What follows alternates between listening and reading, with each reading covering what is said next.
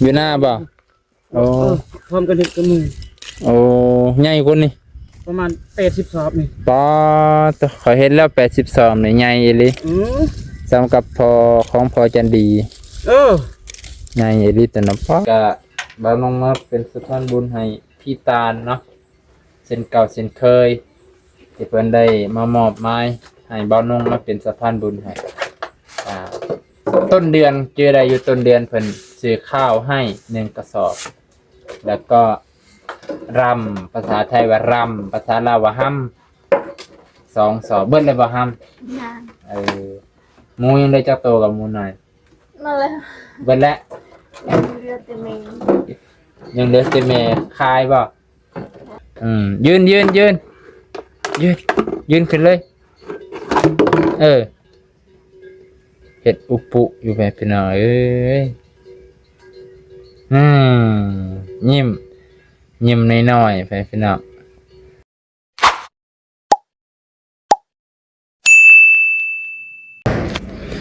ตอนนี้กำลังเสียเอาน้ำขึ้นรถซึ่งกับน้ำ6 แพ็คมิติแพ็คใหญ่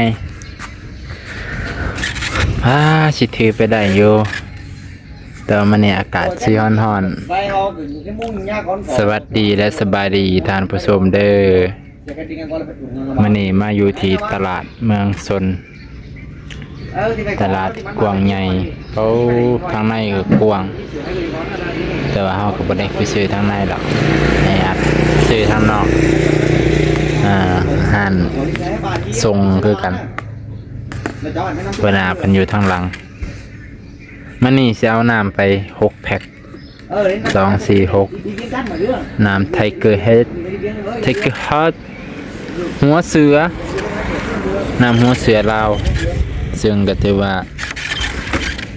เป็นน้ำดื่มที่เป็นใส่มาดนผลิตมาดนน้ำหัวเสือกับน้ำโลมาคำเสียงก็จะมี2 ยี่ห้อที่เขาจะมักบริการใส่ดีแถวเขตในเมืองมันนี่เสียขึ้นในรถไปนะเสียขึ้นรถทั้งข้างละ2ทั้งเทิง2ก็เป็น6ไปสิได้อยู่ดอกได้แน่นอนมันนี่ไปได้แน่นอนพอดีเฮาก็เคยเอาไปอยู่มันนี่เอาน้ำไปก่อนไม่เป็นไรมื้ออื่นจังว่ากันไหม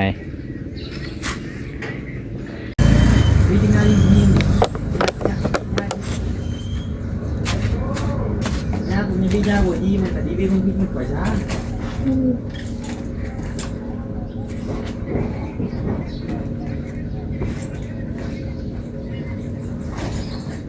được đó chỉ bây giờ chỉ phải được con được đó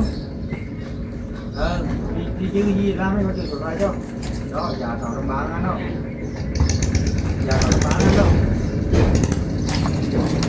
điều của nó cho chi có được con đi giống như các bạn hai cũng thuộc là được bài đặt cái gì là người kèo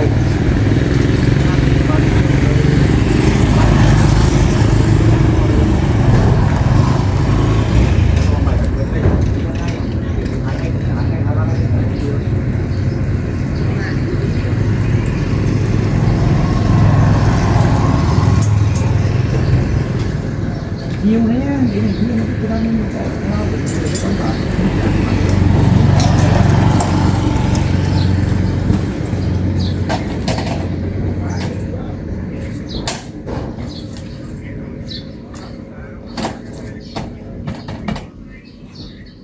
thì đó bên nằm xuống một vài vào ấy đi từ chiếc đó phải còn nó có đi đâu bây giờ nó chỉ có giảm đến này đấy đi rồi đeo đừng nói cho bơm là con mua nói đâu có phê mua nữa rồi để cho nó bán rồi được bơm đi đi à đeo đen đặt quỷ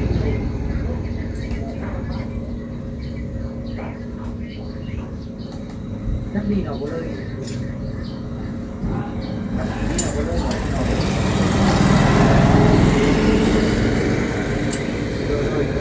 đi làm được người Tại đúng người đi xe đi viếng ở từ đi chung với là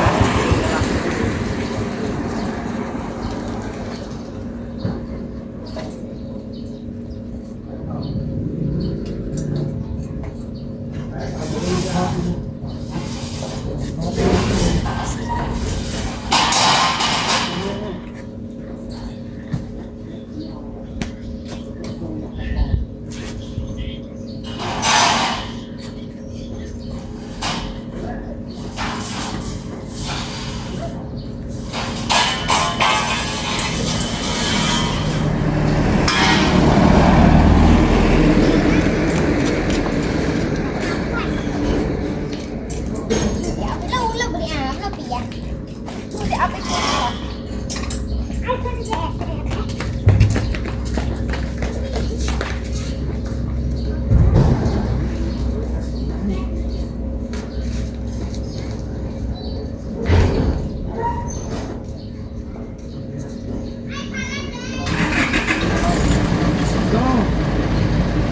Go. Anh cái tên mẹ tôi nói thì mình cái gì? Ông bà đi, cô bà các bạn ai lại bà đi đi.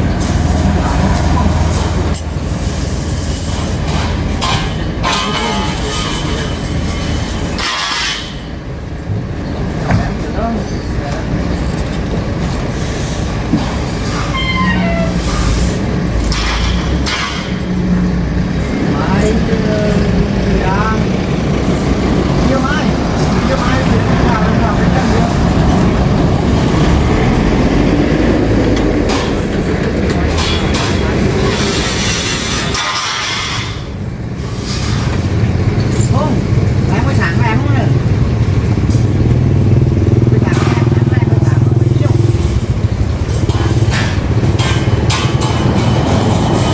Giờ đó nhân được cái bài tạm cả chứ gì không? Trên cái thời gian nào nó bò nhiều, cuối cùng sụp đụng của bạn hồi chưa? Rồi tôi báo em ấy thì ngồi như báo như vậy nhưng mình chưa quậy, như thế rồi. Anh của tao là cái người cái đồ nó cái sụp ơi, cái sụp ơi, thì cũng ăn á.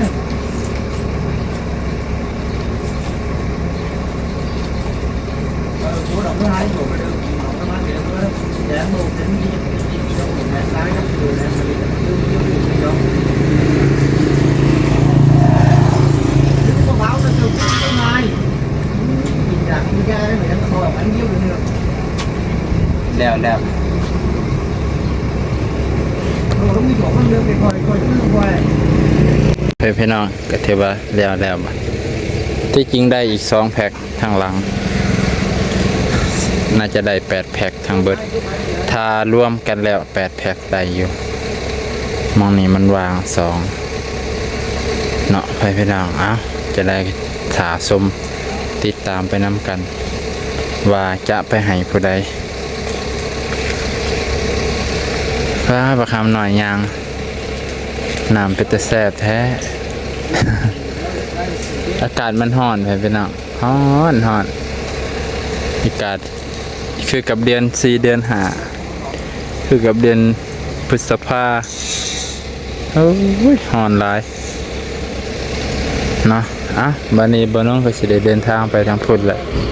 ไปพี่น้องจังไดก็ขอบใจที่รับชมบายดีพ่อแม่พี่น้องเบิดสุขุสุคนสวัสดีพ่อแม่พี่น้องฝั่งไทยเนาะมานี่มาหาน้องแตงตอนแรงๆเป็นกำลังบุกทานปลาตัวคนออกบ่โอ้ จากนั้นเลยมันบ่ใหม่ โอ้มันบ่ใหม่แพ้พี่น้องโตแมนอยู่ได้นี่เฮ็ดผิด แต่มันมุด มันมุนเนาะ ก็ใหม่อีก จะเอาเข้าใหม่ มีกบปุ้ง ต่อ ดำคักเนาะ สุดยอดเลย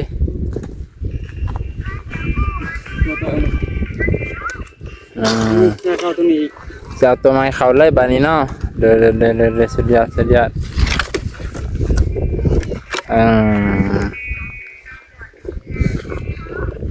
เมื่อยแทนได้เป็นเนาะ มาแก่งานให้พี่น้องว้าตัวน้องแดงไปใส่ ก็ใส่ไม่หยุด บ่ ดู โอ้พาตัวคนหนามาจนเปียกเบัดมันอันนั้นไปพี่น้องขวดน้ำแตกน้องแดงเพิ่นน้องแตงเพิ่นเอาทานเข่าเอาทานออกโตวเก่าบ่ใหม่โตวเก่าบ่ใหม่โอ้เอาตัวใหญ่เขาเลยเนาะคิดเพิ่นเราคิดว่าสิเอาตัวนี้จังๆเลยคิดว่า เอาตัวใหญ่เขาคิดว่ามันสิใหม่คักๆแล้วเป้ยกลมได้แล้วมันบ่ใหม่ให้ตี้ไปเพิ่นเนาะตัวใหญ่บ่ใหม่ตัวน้อยจนมุนเบิดก่อนบัดนี้ก็เลยเอาตัวน้อยเขาอย่างเดียว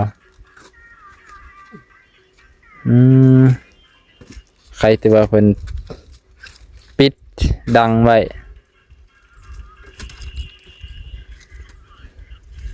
หายใจฝืดอยู่ได้ไปหลังทางในหายใจฝืดหายใจยากออกแต่ละเทื่อเนี่ยประมาณ10 ศอกครับ ดูสิบปลาย 10 ปลายเนาะสำนีก็เมื่อยเลยเนาะเฮ็ดใหญ่ๆกว่านี้แห้งสิเมื่อยคัก เฮ็ด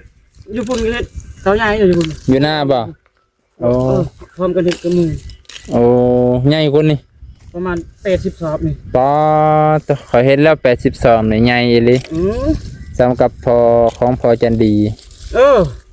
ใหญ่อีหลีแต่น้ำปอ ประมาณไม้นี่ตะเกประมาณ7คันรถ ปอตัว บ่ได้ ไปสิเต็ม ดู อืม บ่สิเต็มเตาตัวนี้ประมาณมื้อนึงเลยสิเอา ตัวนี้ธุรกิจส่วนโตวตัวนั้นส่วนรวมเนาะ ดู มีผู้ มีหุ้นส่วน ดูไปพร้อมกันลงทุน พร้อมกันลงทุนไปเป็นเอาตัวนี้เป็นลงทุนผู้เดียว บ่ตอนนั้นผู้เดียวได้ลงทุนตัวนั้น ตัวนั้นก็ผู้เดียว ดู ปา ทุน ตัว ผู้เดียวเอานะน้ำมันก็อยู่กับเฮา เออ เฮาหมด บัดได้มาได้สันแบ่งหมูบ่ บ่แล้ว เออ ไปมาแล้วตอนนั้นนั่นสิได้ออก ทุนออกเด้อ เออ เราบ่ได้ทุน เราบ่มีทุนออกเจ้าก็เลยเอาทุนออกก่อน ดู ยามไปขายกับแบ่งกันอยู่เนาะ ดู เพิ่นก็คือเพิ่นก็ซอยเฮ็ดอยู่แต่ว่าตัวทุนน่ะเพิ่นก็ต้องหักก่อน ไม่ก็ซื้อ ไม่ก็ซื้อ ก็ซื้อทั้งเองนี่ ไม่ก็ซื้อน้ำมันก็ซื้อรถไถก็ยืม ต้องละเซน โอ้ ยาพอได้4-50 ตอนนั้นหลายเด้อเต่าตัวนี้มันคือเนาะได้อยู่แบบ90มันก็คัก90กรอบ ค่ะมันบ่ใหม่หมุนเนาะ มันไม่หมดเดี๋ยวคือว่าถือก็บ่ได้ให้80 70ก็ยามัน ก็ยังได้กำไรเนาะ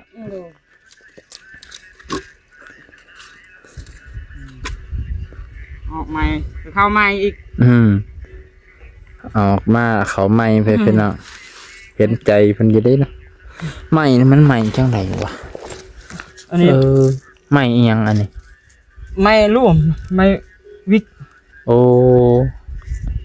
มันแบบมัน อันนี้มันไม่บ่คักได้เนี่ยเพราะว่าจังมันไม่แล้วนั่นออกเนาะ มันคือว่ามันไม่คักไม่ปลาเป็นโดด แข็งๆไว้นี่ยังบ่ใคร มันเก่งด้วยมันไม่คักอันนี้เอาว่าจักแนวใดมันไม่นี่ เนาะ คือเขาซุ่มอยู่นอกนี่ คือกับ เขาซุ่มดังไผ แม่นอยู่ อันนั้นแล้วว่าจักแนวใดเอากัน เสียเวลาเติบเลยเนาะใช้เวลา อุตสาห์ตั้งใจ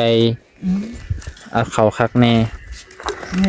เฮ็ดใหม่อีก ว่าสิวางเอาน้ำกองตัวนี้ไปดันผัดบ่ได้ซ้ำปู้ไฟเนี่ยก็บ่เป็นใจจริง ตอนนี้มันบ่ได้ก็ต้องได้แล้ว ๆตอนนี้ก็ต้องได้อย่างเดียวแล้วบัดนี้เนาะ มื้อนี้ บ่ได้แล้วตัวนี้ ทำอะไรเรานี่เฮ็ดดีก็อะไรกูอย่า อืม เป็นทานทดลองก่อน เอาต่อตัวใหญ่ก่อนเนาะ อย่าย่ามพูดคุณดิ อืม มันเถื่อได้มันเถื่อก็ได้ ป้าตะอากาศนี่ซ้ำกับเดือนห้าจะนะฮ้อนเห็นแต่ขี้เมฆน้อยๆนั่นแหละพี่มันจอมมาแจมมือก่อนนี่คือกับฝนสิตกตอนค่ำมาครึ้มแบบมืดตื้อๆทั้งฟ้าทั้งห้องเจ้ามันไปตกอยู่ไส มูนั้นก็ตกอยู่ ตรงกวางบ่ จักได้ถึงกว่างนะเห็นน้ำมันไหลอยู่ในห้วยนะ อะไรคนนี้น่าจะใช่แบบ คอยก็เห็นไปทงกวางเมื่อก่อนอ้าวอยู่พี่ก็เปียกเบิดบาทาง อยู่บ้านเฮาเด็ดป้าตัวขี้ฝุ่นไงกลมอยู่บ่ตกแล้ว มันบ่ตกบนอื่นนี่เขาเจ้าหน้าเขานี่เต็มไปแล้วทางน้องลำจันทร์ทั้งอันนี้ถ้าเขาเจ้ามีน้ำนะทางพุ่นน่ะน้องลำจันทร์มีภายใหญ่ มีแค่คนเดทในนี้คือเก่าเลย บ่ตายคือเก่า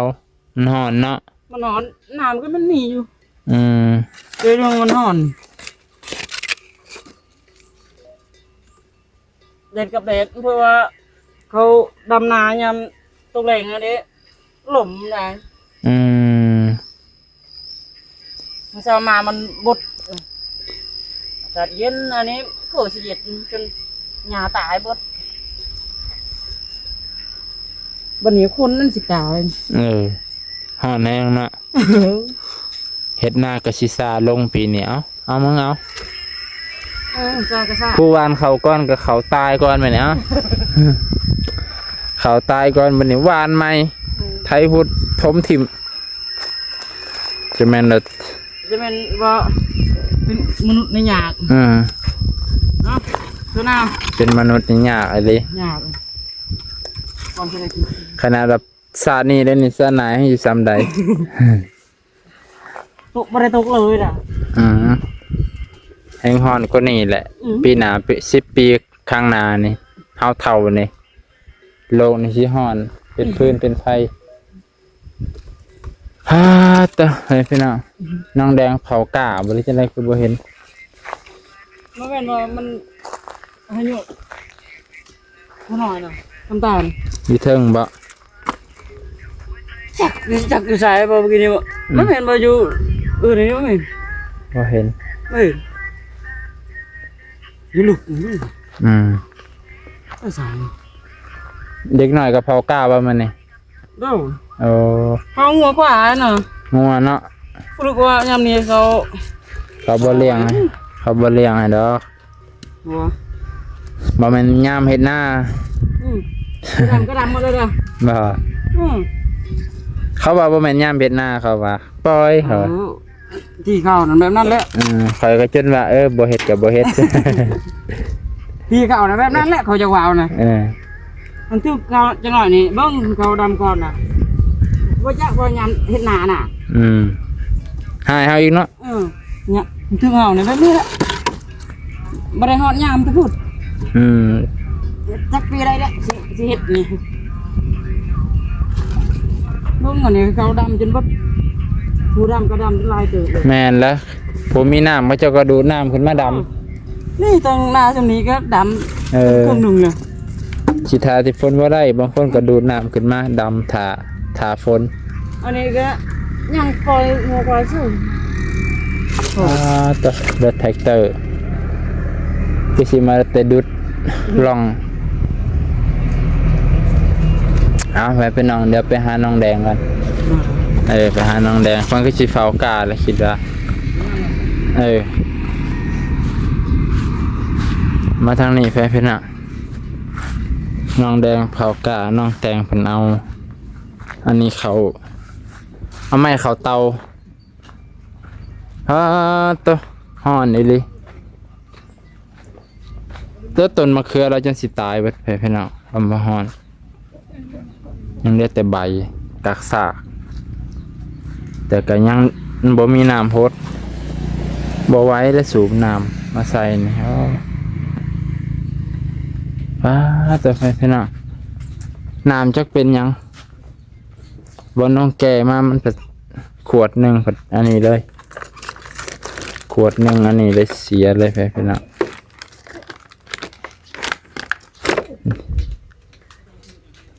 เสียแล้วแบบนี้มันก็มันแตกมันอยู่ทั้งนี้มันเต็งกันแห้ง2 ขวดเลยเอ้ย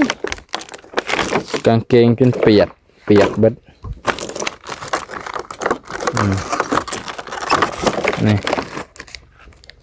ไอ้พี่น้องมันออกใส่เลยโอ้ออกนี่มันไม่ได้ออกทางฟ้า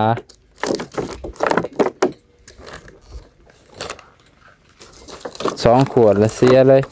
เอ้าบอกเป็นยัง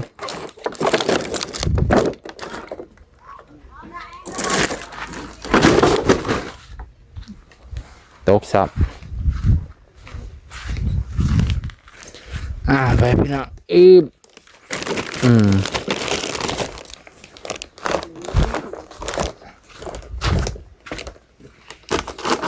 โอ้นี่เลยน้ำกินไปพี่น้องน้ำกินน่องแดงน้ำกินธรรมชาติได้นี่ไปพี่น้องเดี๋ยวสิค้นน้ำไว้ทาน่องแดงมาก่อน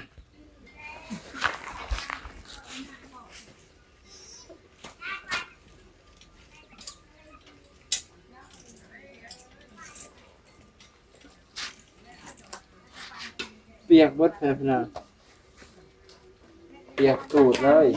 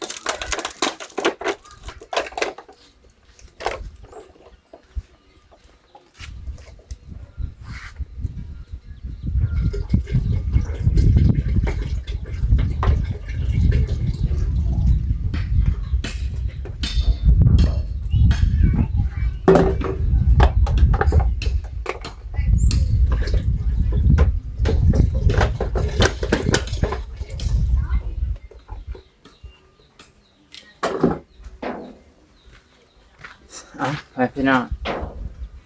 จักน้องแดงไปใส่น้อบัดอยู่พุ่นบ่น้อเดี๋ยวไปเบิ่งอยู่มองเผากาก่อนพี่น้องบางเทื่อเพิ่นไปเผากานะเอาสิได้ไปเบิ่งเพิ่นกัน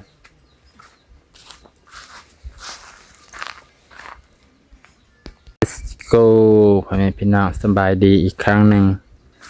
พอดีน้องแดงเพิ่นให้ก็มาจากการเฝ้าก้าตอนค่ำๆไปพี่น้องเฝ้าก้าตอนแรงๆตอนนี้ก็4:14พอดีอากาศเย็น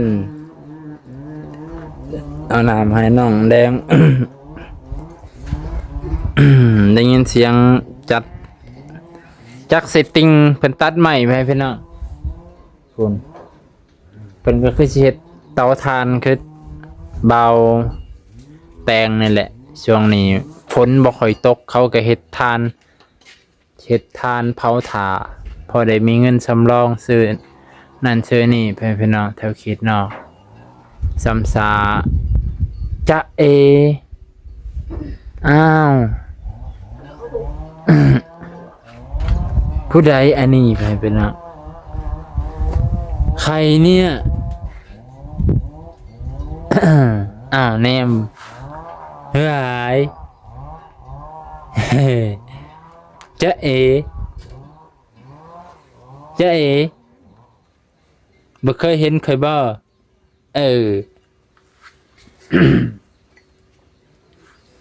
เฮ้ยบ่ได้มาหาน้องคำตาดนเลยน่ะจำม่ำเลยแม่พี่น้องนะ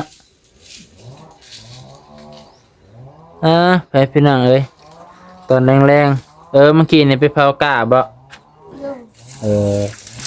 เผากะจะไหนก็ตายไปแล้ว พอยังแดดแห้งไปพี่น้องแดดพิลึกพิลือ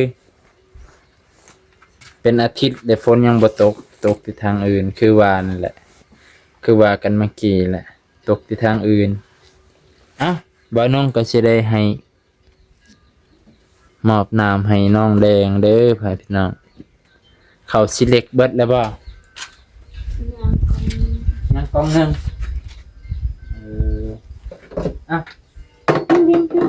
กินแนมคักแหละได้กินแนมคักแท้ แนมแบบบอกกระพริบตาเลยแนมคืนได้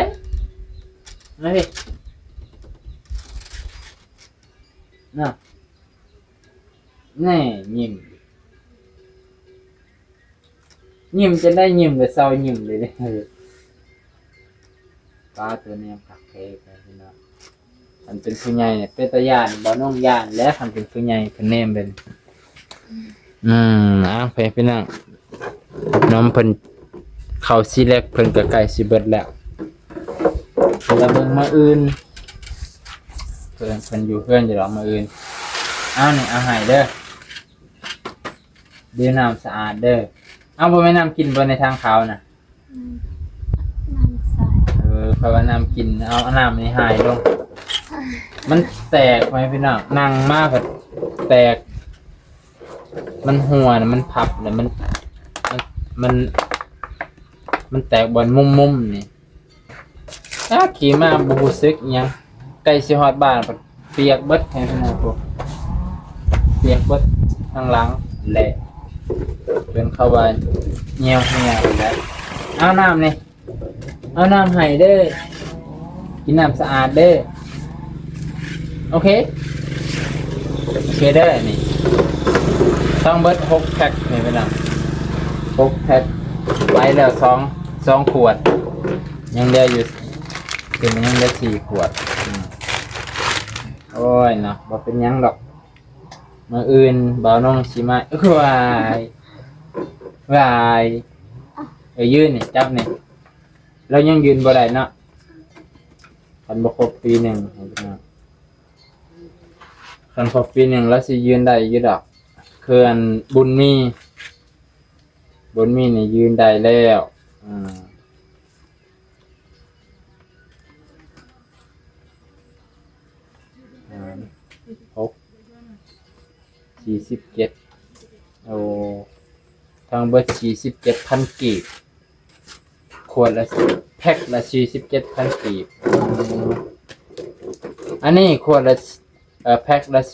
47,000 กีบเขาเอาไปขายไปพี่น้องตุกละ 10,000 นี่10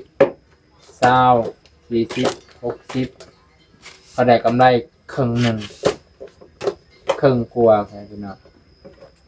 จำเพาะเขาจะเอาไปขายเนาะแพ็คหนึ่งใน47ย่อมเอาไปขายขวดละ 10,000 ไปก็ธรรมดาแต่ว่าเขาก็ได้กำไรอยู่นะมานี่บ่น้องกลับมาเอาน้ำมาให้มาอื่นเดี๋ยวสิมาใหม่บ่ฮู้ว่าตอนใดเด้อเนาะจับมือนี่ยั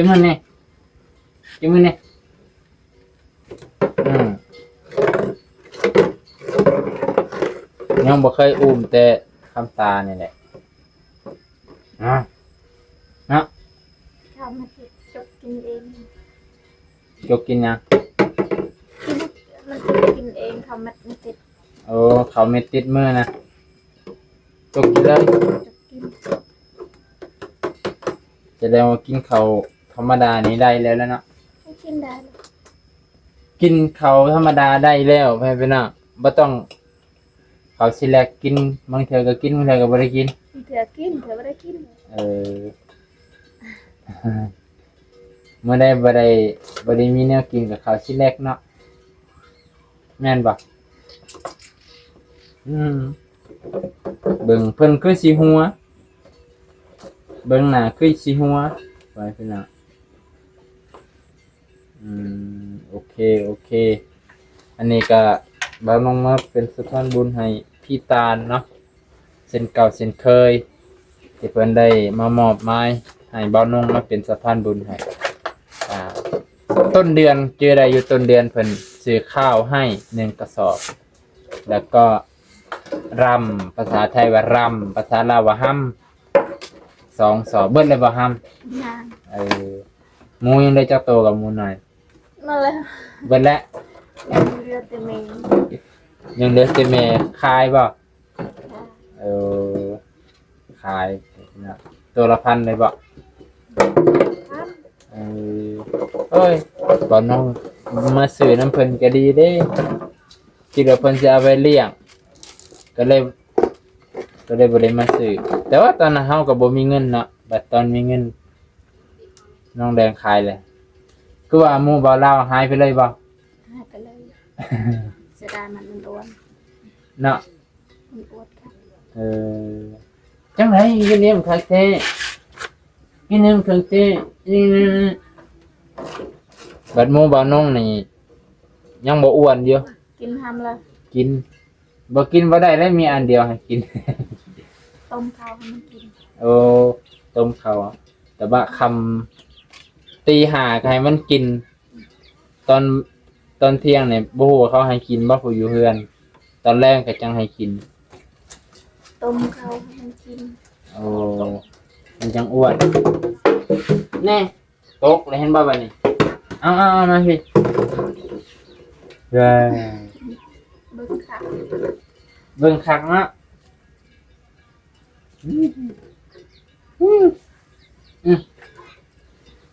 เบิ่งคักอะไรไปพี่น้องพอลายแยกกันห่างไปพี่น้องเอ้าบ้านน้องก็สิอำลาพาจากเพียงเท่านี้ก่อนเด้อไปพี่น้องเอาขอบใจขอบพระคุณพี่ตาลเพิ่นที่อยู่ประเทศไทยเนาะเพิ่นก็ได้ให้บ้านน้องมาเป็นสะพานบุญเส้นเก่าเส้นเคยเพิ่มเติมมานี่คือเอาน้ำมาก่อน6 แพ็คและพรุ่งนี้มื้ออื่น25ก็สิเอาเครื่องใส่เครื่องซอยของเพิ่น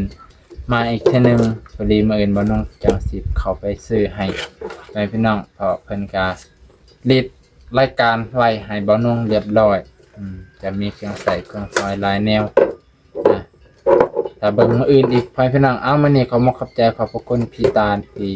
ให้บ่น้องเป็นสะพานบุญและขอขอบใจที่ยังเอ็นดูสงสารน้องแดงเช่นเก่าเช่นเคยเด้อขอบใจขอบพระคุณครับพี่น้องมันนี่ก็จบเพียงเท่านี้ก่อนอื่นก็สิว่าจังไรเลยพี่น้องมาเบิ่งคำตาก่อนอื่นก็เนาะนี่เห็นบ่นี่แนมนี่นี่เห็นมากล้องนี่ ก็ตกใจฮะก็ตกใจไปนั่นยืนขึ้นเลยเห็ดอุปุอยู่แบบพี่น้องเอ้ยยิ้มน้อยๆไปพี่น้องลูกสาวหล่ะไผกะฮักพ่อกะฮักแม่กะฮักไปพี่น้องสิจบเพียงเท่านี้ก่อนบ่สุขสุคนที่เคารพเช่นเก่าเช่นเคยบัดนี้บ่น้องก็สิกลับก่อนเด้อวันนี้จะเดินทางไปแล้วขอบพระคุณครับ